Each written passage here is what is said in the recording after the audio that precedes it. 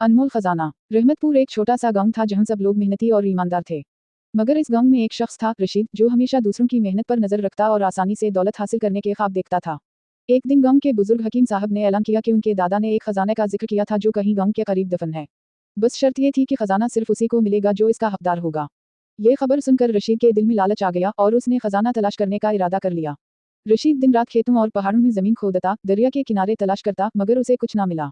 वक्त गुजरता गया और वो इस कदर थक चुका था कि हिम्मत हारने लगा। एक दिन वो थका हारा एक दरख्त के नीचे बैठ गया और खुद से कहने लगा, शायद ये खजाने वाली बात महज कहानी थी।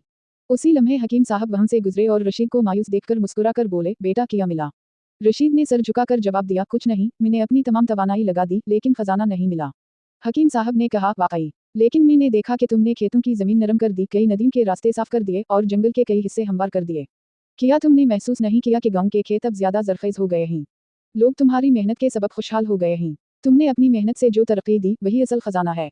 रशीद को एहसास हुआ कि असल दौलत सोने चांदी में नहीं बल्कि मेहनत में है। इस दिन के बाद वो लालच छोड़कर दियानतदारी से काम करने लगा और यूं न सिर्फ इसकी अपनी जिंदगी सुनूर गई बल्कि पूरे गांव की हालत बेहतर हो गई।